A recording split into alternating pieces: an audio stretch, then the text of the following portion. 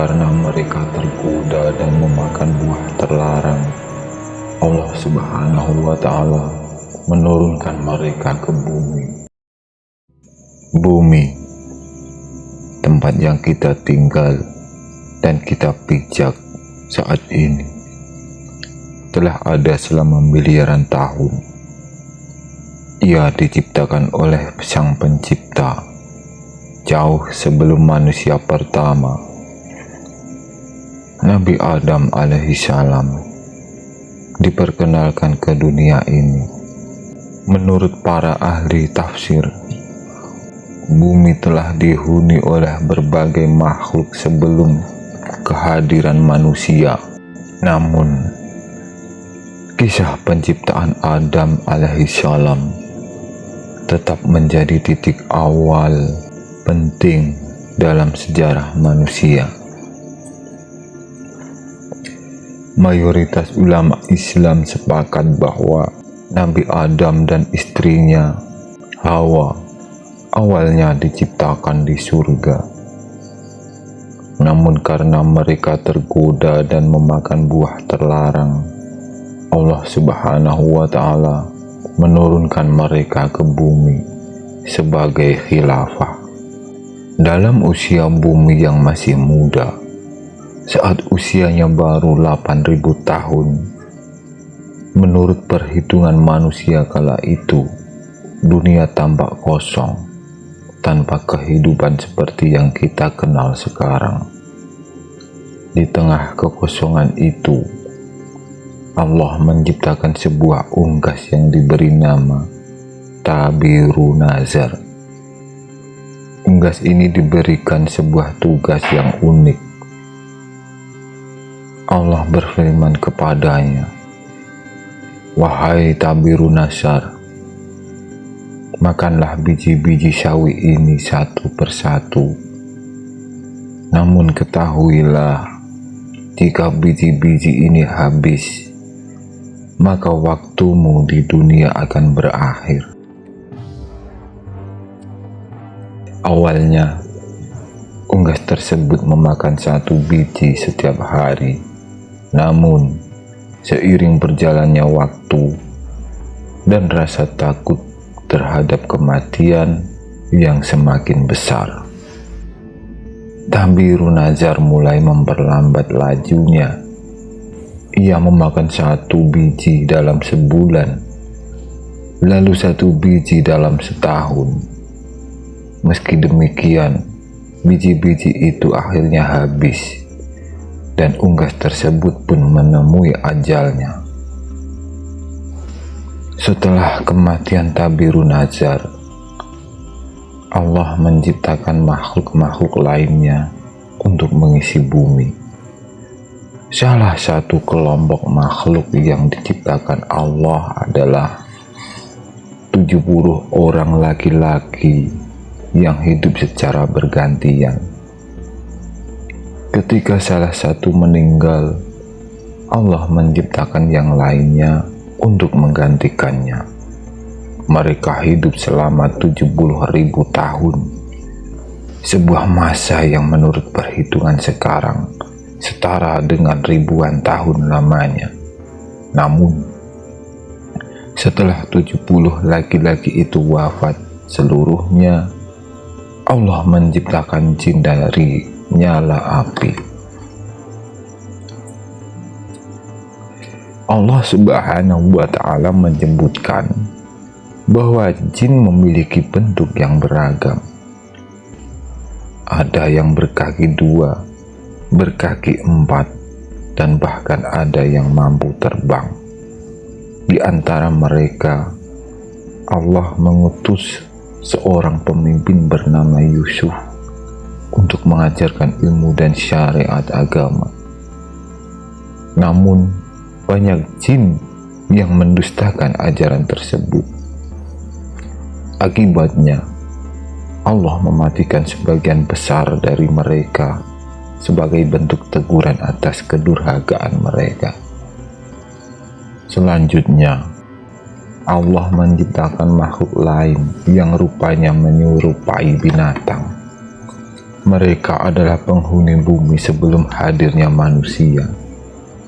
Dari generasi awal ini, muncul sosok yang dikenal sebagai Abu Ja'an, yang merupakan bapak dari seluruh jin. Abu Ja'an berasal dari inti api dan diberi kemampuan oleh Allah untuk hidup dengan sifat-sifat unik. Ia memohon kepada Allah agar dirinya dan keturunannya tidak terlihat oleh makhluk lain kecuali Allah yang diizinkannya. Allah mengabulkan permintaan ini dengan memberi kemampuan untuk terbang setara menjelajahi langit dunia. Namun, Allah juga menjelaskan bahwa setelah Abu Ja'an turun ke bumi, ia dan keturunannya akan menjadi makhluk bumi. Mereka akan membangun kehidupan di dunia, melahirkan keturunan, dan akhirnya meninggal di sana. Meski demikian, hanya Abu Ja'an yang diberi kemampuan untuk terbang di langit dunia, menjelajahi tata surya dan seluruh jagat raya yang luas ini. Langit dunia, sebagaimana dijelaskan, adalah alam semesta yang kita kenal, tempat di mana binatang-binatang, planet-planet, dan tata surya berada. Namun, di luar alam semesta ini, terdapat tempat yang lebih tinggi dan suci, yaitu arsy Allah.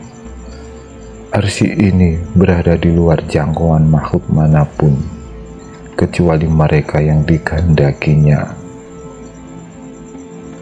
Tempat ini menjadi simbol kekuasaan dan kemuliaan Allah, Sang Pencipta segala sesuatu. Iblis, salah satu makhluk yang berasal dari generasi jin, juga memiliki kisahnya sendiri. Sebelum diturunkan ke bumi, iblis memiliki hubungan yang dekat dengan para malaikat dan menyaksikan keagungan surga. Namun, kesombongan dan kedurhagaannya akhirnya membawanya pada kekutukan dan pengusiran dari rahmat Allah. Ia memilih untuk menjadi musuh bagi manusia hingga akhir zaman, bertekad untuk menggoda anak-anak Adam agar berpaling dari jalan yang benar.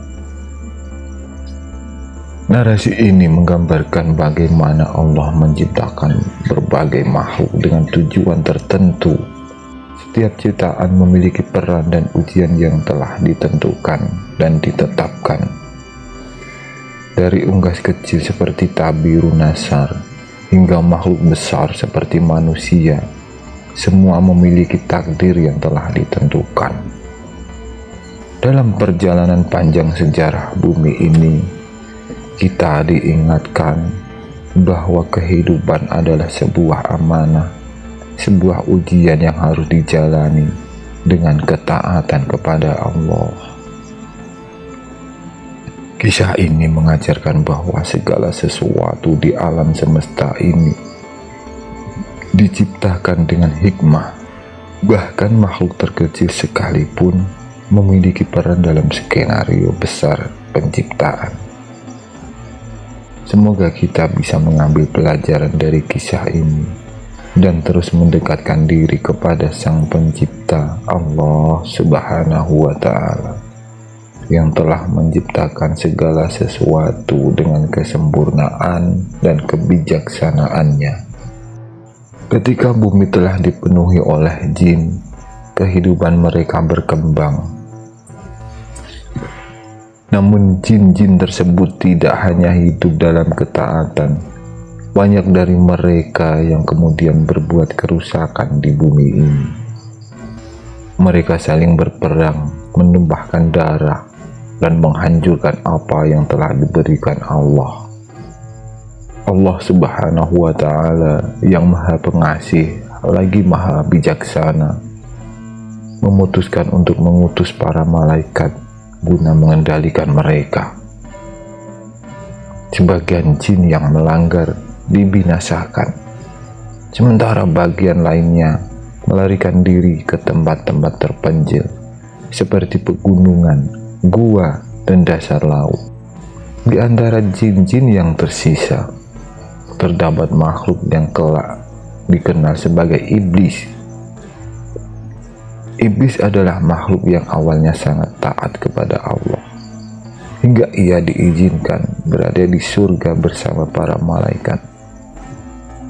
Namun, dalam hatinya perlahan tumbuh benih kesombongan yang akan menjadi awal kehancurannya. Ia merasa dirinya lebih mulia karena diciptakan dari api, sementara makhluk baru yang akan diciptakan, manusia, berasal dari tanah. Pada saat itulah Allah Subhanahu wa Ta'ala mengumumkan kepada para malaikat bahwa Dia akan menciptakan seorang khalifah di bumi, yaitu manusia. Malaikat bertanya, "Mengapa engkau hendak menciptakan makhluk yang akan membuat kerusakan di bumi dan menumpahkan darah, sementara kami senantiasa bertasbih memujimu dan mensucikanmu?" Allah menjawab, "Aku mengetahui apa yang tidak kalian ketahui."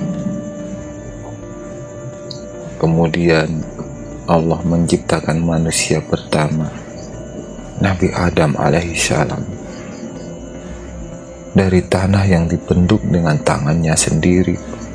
Tanah itu berasal dari berbagai jenis yang melambangkan keberagaman sifat manusia.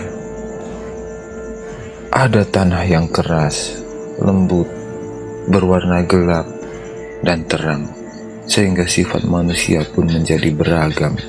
Ada yang penyabar, ada yang keras hati, ada yang lembut, dan ada pula yang pendendam.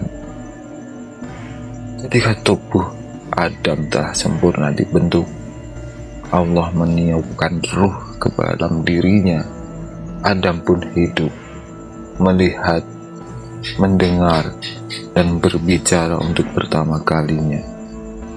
Allah mengajarkan Adam nama-nama segala sesuatu, menjadikannya makhluk yang penuh dengan ilmu dan hikmah. Allah lalu memerintahkan para malaikat dan iblis untuk bersujud kepada Adam, bukan sebagai bentuk penyembahan, tetapi sebagai tanda penghormatan terhadap makhluk yang telah Allah ciptakan dengan keistimewaan. Semua malaikat tunduk dan bersujud, namun iblis menolak. Dengan sombong, ia berkata, "Aku lebih baik daripadanya. Engkau menciptakan aku dari api, sedangkan dia engkau ciptakan dari tanah." Karena kesombongannya, iblis dilaknat dan diusir dari surga. Namun, sebelum diusir, ia memohon kepada Allah untuk diberi waktu hingga hari kiamat. Ia bersumpah akan menggoda manusia dari berbagai arah, agar mereka tersesat dan berpaling dari Allah.